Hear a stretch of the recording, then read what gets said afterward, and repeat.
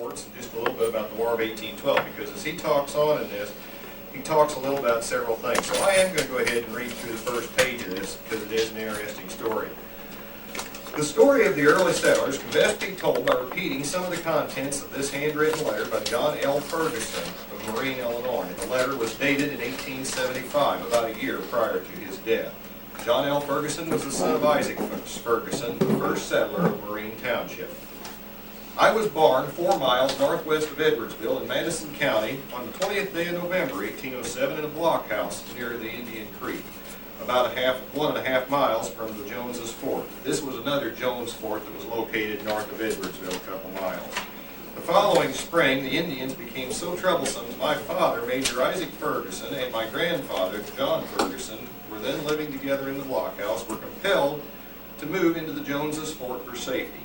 My father came to Illinois in the spring of 1804 with his wife, having been married in January of that year. He then stopped at the Downing Station, a mile south of the present site of Troy. Here he remained a year and a half. There were a great many blockhouses built on Ridge Prairie about that time at different places. Ridge Prairie was the name commonly referred to in that part of Madison County between Troy and Edwardsville. Up in that area, some people refer to that as the land of Goshen. A lot of the early settlers that came to Illinois came across the old Goshen Road to come into that settlement that was up there. In the spring of 1805, my father moved into the blockhouse about 1.5 miles north of Troy on the place now owned and occupied by Jubilee Posey. At that place, my father's first child, Melinda, was born on May 18, 1803. He remained at that place with a man named Isham Revis in the same house until the winter of 1806, when my father's family moved to the place where I was born. In the summer of 1808, my father left the Jones Fort and assisted in building Hills Fort in what is now Bond County. Hills Fort was situated on the east side of Shoal Creek, about 5 miles south of Greenville, the present seat of Bond County. While there, he raised a company of rangers, partly composed of Kaskaskia Indians. He remained in active service during the remainder of the war. We were occasionally attacked by the Indians up through 1813. In that, he made a couple statements that I found particularly interesting. He talked about the building of Hills Fort in our neighborhood in 1808. This is a date that Bill and I had come to the conclusion it was built before. Another lady had written a letter. This was something that Nell had given us last year and was working on the Hills Fort book.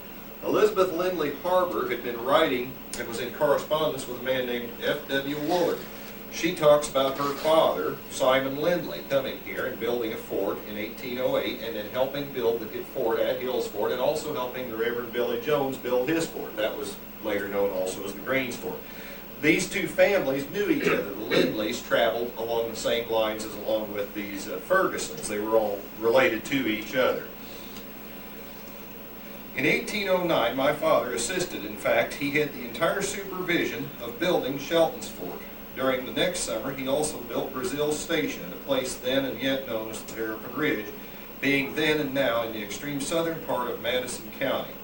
The Shelton's Fort, he spells, one thing that I find different on this story, he talks about the Shelton's Fort, and he spells it S-H-E-L-T-O-N.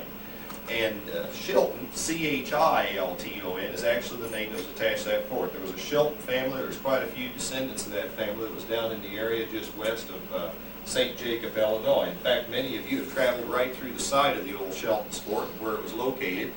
In about 1940, the state of Illinois built an overpass for Illinois Route 4 right across Route 40.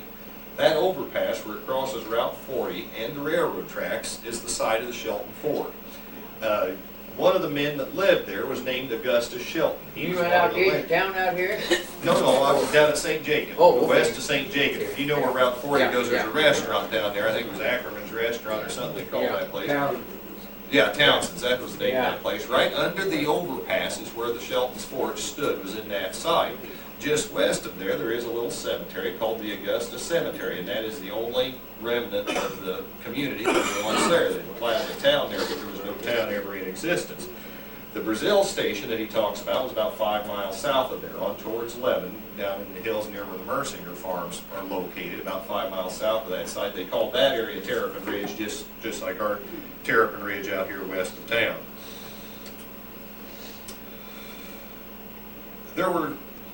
There were no troops regularly stationed at the Brazil station. It was only 5 miles from Shelton's fort where they could get assistance at any time if required. It was almost impossible for an Indian to get to that station without being discovered by the soldiers from the forts more on the frontier. At that time, there were no forts or lines of defense north of the Jones Fort on Indian Creek, north of Edwardsville, and the Hills Fort on Shoal Creek in Bond County. There were soldiers passing or always on the line between those forts. Everything south of the line was comparatively safe, except in the summertime when the Indians and small thieving bands would penetrate or go into the country considerably further south. That was at least until Shelton's fort was built. My father always had his wife and 2 children with him, as he considered them being more safe with him than when he left in a fort garrisoned by a few men and many women and children. Though within the forts, women could do as good a fighting as the men, and it was not uncommon in those days for a single lone woman with perhaps 5 or 6 children in a blockhouse on the farm to successfully defend herself against 5 or 10 Indians, particularly if the attack was made in the daytime, which was generally the case, as women and children were never left at home alone at night if it could be avoided. All the women on the frontier at that time learned to shoot. My mother was a good shot with a rifle and could shoot a deer or an Indian as well as my father. Her services were several times called into requisition, and on certain occasions during the war, as were like services by many other ladies of those times. Previous to the building of Shelton's fort, there was a small settlement there made in 1808. The first settlers were William Shelton, Augustus Shelton, Josiah Shelton, Thomas Shelton, Samuel Lindley, John Lindley, John Higgins, David Smeltzer, John Howard, Abraham Howard, and William Howard, Joseph Howard, who all lived in blockhouses near each other and cultivated the land in common for the benefit of their families until the fort was built. At that time, their families, with many others, lived in that fort until the close of the war. In the year 1810, my father located his family permanently in the Shelton's fort until 1813. Though he did active ranger service outside the forts. In 1810, there was a regular line of forts commencing on the Kaskaskia River with Fort Charters in what is now Randolph County. Whiteside Station was located in Monroe County. The Downing Station was in the southern part of Madison County, and the Jones Fort in the northern part of Madison County. In the southeast part of Madison County on Silver Creek were Shelton's Fort and Brazil Station, and on Shoal Creek in Bond County was the Hills Fort. It was the business of those rangers to always be on the march and occasionally visit all of those forts and see that everything was right. Most of the time they were kept on the frontier watching for Indian signs, and whenever they discovered any signs of Indians, they followed up. If they could overtake them, the rangers invariably chastised them or sometimes wholly exterminated the small bands. I thought that was just interesting for all the stuff he mentions, and he mentions several of the other small forts that were located in the area. Now, during the War of 1812, and prior to the War of 1812, the settlers were coming into Illinois. You can see a little bit. I'm lost by one light up here in the corner, so it's a little harder to see some of these things. So if any of you want to get up and move around, you can, or you can come up and look afterwards. This map shows the state of Illinois. Bond County was one of the first territorial counties we had in 1817, and it's highlighted in yellow right in the center of it. The only parts that really show any population, that they've got the grids laid out for the survey markers, were here in the very southern 1/3 of the state. They'd also laid out what was then called Pike County, Illinois, which was west of the Illinois River to the Mississippi. Those were called the bounty lands, and those were the lands that were given away to the soldiers for service in the war. That map dates to about 1817. Most of the forts were located up and down the river valleys, and the Indian attacks occurred very, very infrequently down here. Of the forts that were built, the chain of forts all the way along the Mississippi River, there were really very few attacks down in that region. Governor Edwards was our territorial governor here in the state of Illinois, and around 1810, Indian uprisings became rather common here in the state of Illinois. The Indians resented the white men moving onto the lands, and most of the settlers that were coming in realized that the government would eventually do like they did in 1790, that they would, if a man had made improvements on a piece of ground, then he would be allowed for about $2 an acre to buy that ground eventually if they were squatting on that ground. So settlers started coming into this region. Most of them settled down here in the American bottoms, down here in this populated area along the Mississippi River, and also some settlement up and down the Ohio and Wabash rivers in the very eastern edge of the state. Very few of them came out here into the central part of the state. In 1810, the Indians started really creating a ruckus. And the governor of Illinois, the territorial governor, was Edwards at that time, and William Henry Harrison was the governor of the Indiana Territory at the same time. Both governors were working with people in Missouri to try and figure out what to do to stem the tide of the Indian uprisings. They decided it would be best, when war finally started, to send troops up the Illinois and Mississippi rivers to attack the Indians in the towns where they lived. Most of the tribesmen that lived in the state of Illinois never had a large population of Indians. Altogether, according to John Reynolds' books that he wrote, he was our 4th governor, and he was also a territorial ranger, and then served as governor in the 1830s. In the 1860s, he started writing his reminiscences about the early days. He said that altogether, I think in 1811, there were about 5,000 American settlers in the American bottoms. That was all there was. Altogether, they were surrounded by about 100,000 hostile Indians.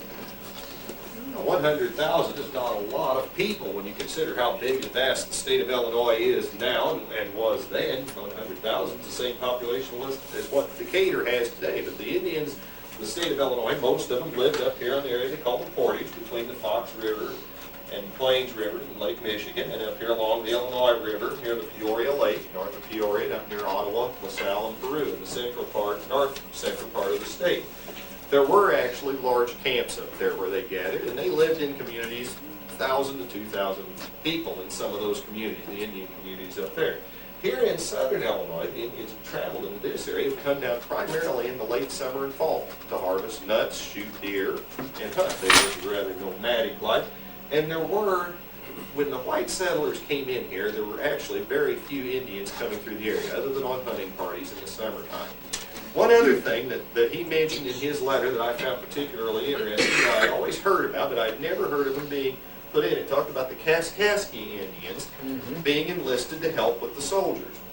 That is something I had always heard. There were, in Illinois, the Indian distribution shows up on this map. The Potawatomis were primarily the northeastern part of the state. The Kickapoos in the central part, Sacs and Foxes in the northwestern part. Chickasaws were down here in the southeastern part of the state and some of the Miamis. The Illinois tribes, or Illini tribes, were this little area right here, basically Randolph and St. Clair County. And some of those Indians were known as the Kaskaskia Indians. When the French started coming to this country in the 1600s, they befriended the Kaskaskia Indians, and the Kaskaskia Indians traded with them and intermarried somewhat with them. And the other Indian tribes greatly resented that. Two things killed off the Kaskaskia Indians. The diseases from the European settlers took its toll on them. But the other Indian tribes surrounding this area pretty much beat up on them until there weren't any more Kaskaskia Indians. So it surprised me. That's the latest account I've ever heard where it talks about Kaskaskia Indians being in this area. But it is interesting, he mentions that they were actually enlisted with the soldiers at the time. Kevin, Yes. if I might interspierce right here, by the time the Americans were settling, you're right, a lot of the Illini had been decimated, but they actually lived through the greater part of the central part of Illinois in the 17th century when the French started coming down in the 1600s. And of course, the measles and other diseases that came with the French decimated their numbers quite a bit. But I mean, there are 12 confederated tribes within the Illini Confederacy. The Kaskaskia were one, Peoria was another, Cahokia was another, and there were just, several others that I can't even remember now. But eventually, like as you said, they shrunk down, and because they were on the French side, when the French and Indian War broke out, the Sac and Fox and the Potawatomi were on the British side, which you probably mentioned about War of 1812. So that put them at odds, already, although they probably were warring even before that. I mean, at one time, the Iroquois came all the way west and were fighting.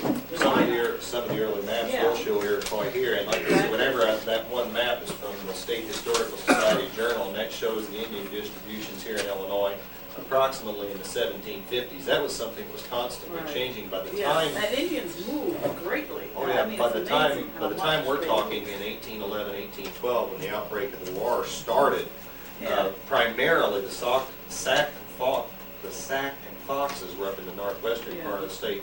the Kickapoo and Potawatomi were close cousins, and they were kind of allied to each other. They pretty much took care of the hunting territory throughout this part of the state. The Pinkasaws and Miamis, you very rarely hear of at that period of time whenever history started to be recorded here. So at one time, there probably were greater than 100,000 Indians, but by the time the American settlers came in. Yeah, Reynolds says it by 1811, that was what it was reduced down to. And most of them just lived in the northern third of the state at that time.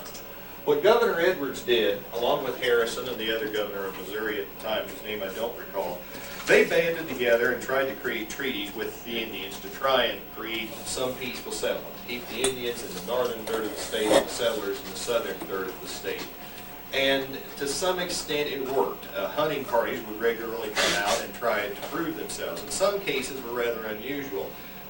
Here in 1811, the outbreaks actually started to occur. There was a murder of Mr. Reagan down at the Forks of Wood River that took place. Andrew Moore, I believe, was another name of a man about 1811 who was murdered in the southwestern part of the state. And the Cox incident occurred over at Pocahontas in June of 1811. The Cox incident, I did find something in Potawatomi history records of that. They talk a little about it. Apparently, the Potawatomi would regularly send their young men out when they were 18, 20 years old to prove their manhood. And periodically, one of their frequent targets where they would send them to was down here in southeastern Missouri. The Osage Indians lived here and were peaceful with the French and Spanish settlers of that part of the state. And they were a rather peaceful tribe, and I think they were an easy target for the Potawatomi, who were very warlike. They would send their young men over to try and find a few Osage to kill, is what it would boil down to. If they didn't find somebody to kill to prove their manhood, they would try and find an isolated settler on the way home. The murders in Illinois in 1811 were primarily that kind of hit-and-run tactics that happened. That's what happened in the Cox incident, where they killed that boy and they carried the girl off, who was later captured. During 1811, Governor Edwards called together a militia. He got together 4 different men in the state of Illinois and put them in charge of the Rangers. The Rangers were farmed up at that time. They were paid a little bit, but not much. The main service they did was protecting their own families as much as anything, and also the hope of some service would lead to a land grant in the future northwestern part of Illinois, where they started laying out lots. Of the 4 men that he called together, Samuel Whiteside was one of them. That's a picture of him right here. He was a young man at the time. That picture was taken in 1863 of him. In fact, he's one of the last of the Indian fighting generation to pass away. He lived long enough to be photographed.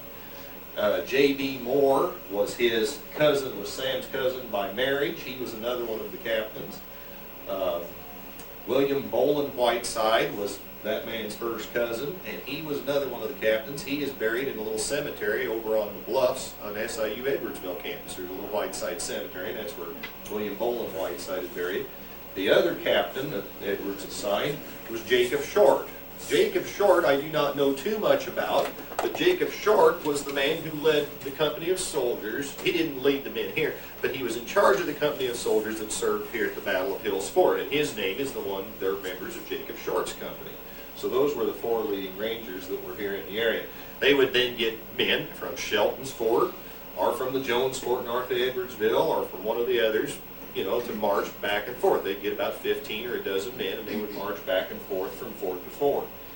The main fort, the main base of operations for Governor Edwards at the time was called Fort Russell. Now, Fort Russell was named after Lieutenant William Russell. He was part of the regular army, and the fort was named in his honor.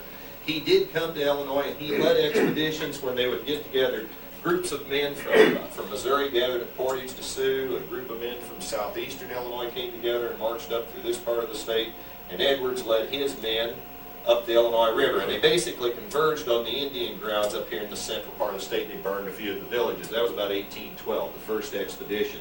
Most of the expeditions ended in the War of 1812 somewhat as a failure. The Indian, all of a sudden you've got 300 or 400 men marching through this wide open prairie of central Illinois. Well, sooner or later a hunting party would spot them and see them coming, and by the time the men were closing in on the villages up on Lake Peoria or up on the Illinois River, the Indians had found out, packed what they wanted, and left. The men would get there, burn the village, then realize that they're surrounded by a tribe of Indians and retreat. That was basically the plan. They did that on at least 4 different occasions. They marched in 1812, I think there were 2 expeditions in 1813, and I think 2 more in 1814. They would go up, as far as Rock Island. They built a little fort up there. Fort Armstrong was built up there in the Quad Cities area. Another one of them they built was Fort Edwards, which was located near Quincy, Illinois, or north of Quincy, Illinois. Fort Johnson was another one. They'd move up in this area, build a fort, plan on garrisoning it, and then realize that they were pretty long ways from home. No Indians would come near the fort. So they finally would abandon the fort and retreat back to southern Illinois. And usually that was the end of the expedition. So they weren't terribly effective at what they did. As far as the protection of the frontiers here in southern Illinois, there were about 30 forts built. You hear them talk about forts, and you'll hear them talk about blockhouses. I have never yet read a really good description of a blockhouse. Governor Reynolds, in his book, mentions a blockhouse as being not much more than a fortified cabin. One of the other descriptions talks about them being built with the logs standing upright. Traditionally, a blockhouse on a fort looks like what we had here at Hill's Fort from John's drawing. The blockhouse would be shorter walls on the lower floor and then extended out over the upper floor, so you'd be up above and you could look out and you I think most of the blockhouses that the family forts built, like Lindley's Fort, which was out here on, that would have been just west of the old National Road on Rocky Mountain Road, was Lindley's Fort. That's the Lindleys that they mentioned here in this history paper. They came here in 1808 and built a fort out there. It was a blockhouse. I think it was not much more than a fortified cabin where the Lindleys lived. There was probably 2 cabins because there were at least 3 families of Lindleys that were there. Hill's Fort was built as a couple of cabins, and it had the stockade around it. It was pretty good size, about an acre covered. It was 141 by 115 feet. Green's Fort, commonly called Billy Jones's Fort, was later bought out. The improvements on that site were bought out by James Green, and it became known as Green's Fort. It was probably about the same size as this. The descriptions of the Shelton Fort down there near St. Jacobs, probably about the same as this. The larger of the forts was called Fort Russell. Fort Russell was located about a mile and a half north of the town of Edwardsville. When you go out of Edwardsville on Route 159, you cross the bridge. There's an intersection where you go straight ahead and you head down towards Wood River, or you turn right and you follow Route 1. You follow 159 north out of that, bottoms up there on those hills, and off to the west there's some subdivisions back in there. Fort Russell was located up there. That is where the governor held court. That is where all the rangers came for their orders. That is where they mounted the expeditions that would leave and march up the river and so forth. Fort Russell was never attacked. The territorial governor went down to Fort Charters down in Randolph County, and Fort Charters at that period of time was starting to crumble. It was starting to cave in. The Mississippi River had shifted, and the stone walls were collapsing into the river. The farmers were carrying off the stones. That's what eventually happened to most of Fort Charters. But the old French cannon from Louis XIV was still in place. There was one French cannon down there, and Governor Edwards had that cannon moved to Fort Russell. And the speculation of whatever happened to the cannon has been going on for about 200 years ever since. Suspicion is that it's just sunk down into the side and into the ground out there in that subdivision, and there's been numerous attempts trying to pinpoint where that fort was located. But that would be quite a find if that could be found. Several historians over the years, I think the cannon ended up in somebody's chicken house. The chicken house had a dirt floor and it just kept sinking, and the suspicion is the cannon may still be buried up there north of Edwardsville. But that was the main base of operations. The other forts that were located here in Illinois, coming down from Fort Russell, there was the Jones's Fort that he mentions, which was on a creek just north of town near Fort Russell. He doesn't mention Fort Russell. Fort Russell was built, he's talking in terms of this letter, that man, Ferguson's talking more in the terms of 1808, 1809, 1810, his earliest memories. Fort Russell was actually built probably closer to 1811, 1812. That's when the governor actually, I think, had that built. There is some speculation as to when it actually took place, and I think that's why Ferguson's letter really doesn't mention it much. Other forts in that area near Edwardsville, there was a fairly large contingent of the Kirkpatrick family. There were 3 different Kirkpatrick forts that were located up there. Fort Shelton, as I said, was located there east of Troy or west of St. Jacob. At Troy, it talked about a couple of different stations out north of town and down south of town as well. In fact, there's an old cemetery out south of town, and I was trying to think of the name of that. It's there off the old Fallon Road and back west off the road. There was an old church back in there, and that was an early settlement. I have a feeling that that settlement he mentions a mile and a half south of Troy is probably near where that one cemetery was. Going on down into St. Clair and Randolph County, forts down in that area. Of course, Cahokia did not really have a fort, but Cahokia was a fairly well-established village, and there was protection there. There was really never any attacks there. There was the old French village of Dupont. South of Dupont, right at the foot of the bluffs below Cahokia, Illinois, was Pigot's Fort. Pigot's Fort came into existence in the 1790s and was still there throughout the 1812 period of time. Just southeast of it and just south of Columbia, Illinois, is where the Whiteside Station was. I'm a descendant of the Whitesides. The Whitesides came to this country in the 1790s, and my family had a fort that was located down there.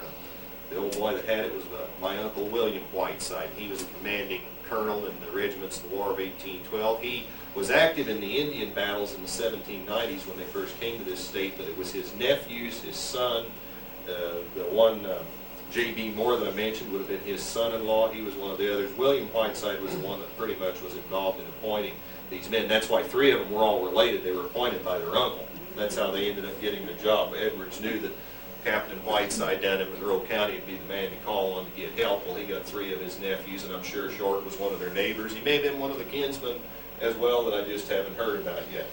From Whiteside Station on south, there was Bellefontaine. Bellefontaine is the southern edge of the present city of Waterloo, Illinois. There's a fort down there. Really very few attacks in that area because the settlements were actually close enough together that the Indians didn't go into there. Most of their attacks occurred more out in the central part. Quite a string of them out in there. Other forts that were out and about, as I mentioned, were the little blockhouses all together. According to John Reynolds' books and all the notes that I've read from other counties, there was about 30 of them, about 30 little family forts. There was also forts located, a few of them, Fort Lamont, Fort Edwards, again, bolting houses, and the Macaulay Camp were all located over on the Wabash, the Little Wabash, and the Amberall River over here in the southeastern part of the state. In the very southern part of the state, there really wasn't too much settlement down. Oddly enough, along the Ohio River, we didn't have much settlement. Fort Massac was down there, and I'm assuming there were some settlers, but very rarely during the War of 1812 do you ever hear much about that area, and I'm not really sure why. Most of the people, I think, as the settlers passed through, Shawneetown had a land office. There was a large settlement of people that was located there. At one time, Shawneetown turned down a loan for the city of Chicago because Chicago was too far from Shawneetown to ever amount to anything. That was about the main amount of settlement was down in that southeastern part of the state. With that, I think I covered pretty much what I wanted to, just talking a little bit about the War of 1812. The last incidents of the war that occurred was actually the Battle of Hill's Fort here in the state, here in our county. That happened in the fall of 1814. During the year of 1814, there were several attacks here in the state of Illinois. There was another expedition up the Illinois rivers, and they fell back just as they had done in the past. And peace was finally signed. The Treaty of Ghent was signed, and the War of 1812 officially ended. The Indians were particularly hostile to the settlers here because they were being paid by the British to be hostile to the settlers here. So once the War of 1812 closed with England, the Indians no longer really had any excuse to be in here, and then land deals were secured with them through some of their trading agents to finally buy out the balance of the state of Illinois. The last Indian battles in the state of Illinois would occur in 1832 in the Black Hawk War. Black Hawk, most of the Indian history, we can talk in terms of American history about the War of 1812, about the bad old Indians and what they did to the settlers, but for a fact, if you ever want to read a sad tale, pick up the book about the Potawatomis and read through one of the histories of that people and how they were treated. The Indian agents, traditionally what would happen sooner or later, a white gal would end up married to an Indian. They would have children. That guy would be trusted somewhat by the whites and somewhat by the Indians, and usually they'd end up being the most crooked turkey on the lot, and they would be given the government annuities. That guy would skim off half the money for himself, give the rest of it to the men. The men would go out and drink it up, and the women and children would virtually starve. I mean, it was just time after time, generation after generation. It was just a continual abuse of the system to where they were finally literally run out of the state. Andrew Jackson, our president, about seventh president, I guess, he gets a pretty bad rap for moving the Indians. He moved the Cherokee, the Trail of Tears had taken place, but there was a number of instances like that that had taken place. Some of the government agents at that time determined that the abuse of the system with the Indians and not having people to fairly trade with and come into treaties with these guys, it was such a bad situation that they thought the only way to deal with the Indians is just get them away from the white settlements. The Indians would not take a farm, they would not farm ground, they lived a nomadic life, that was their tradition, and that's what they were going to do. And you couldn't change them. They absolutely would not, and it was their land. They didn't need to be changed. Therefore, the government thought in best interest of their sake, they would be entirely annihilated if they didn't get them away from white settlement. That was part of the reason the Indians were moved away to these settlements and reservations. Of course, the situation stayed not only the same, but got worse. Such was our case here in Illinois in the Black Hawk War. The Indians, the Sauks and Foxes, when they finally moved out, were moved up into Iowa. They were pushed over to Iowa until the government found a reason to take Iowa from them. The year of 1832 was particularly harsh. That was the same year, 1831 and 1832, were the years that the Lincoln family came into Illinois. And they called that the winter of the deep snow. Boy, it started in the fall of the year. Some of the early historians mention it. Hard frost, hard winter, ice, snow, literally froze the cattle to death in northern Illinois. They called southern Illinois the land of Goshen, the land of Egypt for one reason, because the northern Illinois farmers had to come down to get food to keep them starving to death during those winters. Well, the Indians had led a nomadic life. They had just been pushed off of their farms, what villages and farms they had. They were living in Iowa where the conditions were even worse. And in 1832, Chief Black Hawk led his troops back across the Mississippi River to reclaim some of his land and try and find food for his people who were starving to death. They got together, Reynolds was our governor at the time, he got together groups of rangers for one more Indian fight and chased him out of the state again, and he was finally captured. But such is the tragedy of the tale of the American Indians here in the state of Illinois. Now, the Potawatomi are still in existence. They live on reservations. That is probably the one tribe, and you can correct me if I'm wrong on this, Kathy, but that's the one tribe of Illinois Indians that you still hear about that lived in our region. I mean, the Sacs and Foxes I've never heard of ever, but the Potawatomi you still hear every once in a while. Actually, there's a big settlement in Tama, Iowa of Fox Indians. The Sauk and the Fox were actually separate tribes that were allies. But there is a big population in Tama, Iowa, where they were being pushed out of Iowa, and a bunch of them got together money and just bought some land and said, we want to live here. And that's the reason they got left in Iowa. Everyone else got pushed in Oklahoma, which is where the Potawatomi who didn't end up in Wisconsin are now in Oklahoma, along with the remnants of the Peoria. In other words, all the Illini finally just got together under the name Peoria, and they're down in northeastern Oklahoma, along with the Sac and Fox. I think there may be a Sac and Fox reservation also in northern Kansas. And so they're basically, they were pushed into Iowa and Kansas, and then when the whites wanted Iowa and Kansas, then they were pushed down into Oklahoma. And of course, the Cherokee and the Choctaw, Chickasaw, all the 5 civilized tribes that you mentioned being on the Trail of Tears that were moved into Oklahoma from the southeast, they were already there now in Oklahoma, and here's all these other tribes coming in, and then eventually there's tribes coming in from the west, and then there were tribes that lived there originally, and they were sort of pushed down even further south in Oklahoma. So cramming all these Indians into Oklahoma from the whole treatment country. of the Native Americans in this country is probably one of the shameless chapters of our history, especially if you read into it and look into it. It's one of the most shameless chapters of our American history there is, if you ever get into it as far as research. The Potawatomi, I do chuckle a little bit about them. One of them, I think, in my early years as president of the Historical Society, I remember getting a very polite and proper letter from the Potawatomi Nation out in Oklahoma. And they were doing research, and they wanted to know if we had any Indian artifacts within our collection. And I thought about it, and I thought, well, I just hadn't got around to answering that letter yet. Well, then I got a pretty threatening letter from the Potawatomi Nation from Oklahoma telling me if you have any Indian artifacts, you better see to it that those are properly turned over to the authorities and properly buried back on the field where they were found. I never did correspond to. About that same time, I think, poor old Governor Edgar, I think Governor Edgar was still in office at the time, and I remember I think it was the Potawatomis that sued him for, what was it was either Edgar or Vermilion County county, one of the counties, they'd come up with some discrepancies. One of the legal experts in the Potawatomi legal squad had come up with discrepancies in this eastern Illinois for some of the carve-out ground. There was about 2 counties, I think it was Edgar and Vermilion County, that they were trying to get because treaties had never been properly. How that ever resolved, I don't know, but you gotta admire them for trying, I guess. They want to build a casino there. Yeah, they wanted to build a casino. Maybe put a casino up on the Vermilion River or something up there in I that don't part of the think state. they Could have been. succeeded. I don't think it was successful.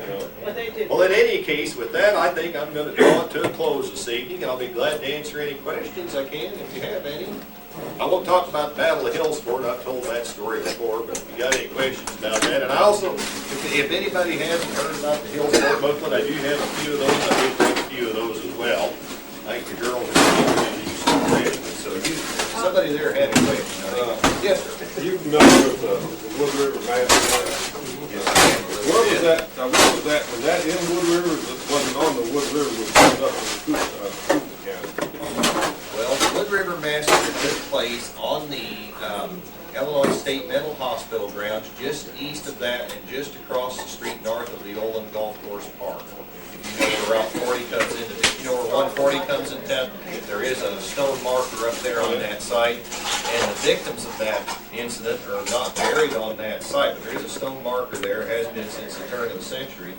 But then there is a cemetery located, if you take Route 143, basically south of there and south of the airport, right where that highway drops down into Wood River, down into the bottom there, there's a cemetery on the east side of Route 143 back in here. I can't call the name of that, but I think the actual victims in the Wood River massacre was a Mrs. Reagan, her 3 children, and she was keeping a couple of other children with her. Altogether, I think it was 7 children and 2 women that were murdered.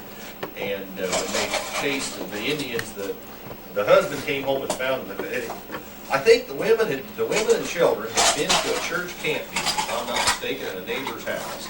And they were on their way home. They were walking home and evidently just run across. Apparently just a few Indians came across them and found them, and they were an easy target. They were murdered. And the Rangers were called together at the park. The husband coming home stumbled over one of the bodies on the path. That's how they were found. They were out looking for them because the women never made it home. The men were getting together trying to find where they were, and I remember one of them actually stumbled across the bodies on the path and started finding the murdered bodies of these children and these women out there. So he immediately went to Fort Russell, there at Edwards, north of Edwardsville. It was altogether maybe 4 or 5 miles away. I mean, it was very close to the fort. That was one of the closest attacks in there. They got together a group of Rangers, and the Indians had taken off quite a distance. They got up, I think it was a couple of days' journey. They got up around Sangamon County, Illinois, up near the Sangamon River where they were overtaken. And I know that the one Indian was shot out of the tree. He did it. Sam Whiteside was the one that shot That's the what I one was out going of to the say. There tree. was Whiteside. I wonder if that's the same one that was down there. He shot him out of the top of the tree, and he had Mrs. Reagan's scalp tied on his belt. That's how they knew that they got the one. But that was the only one they got.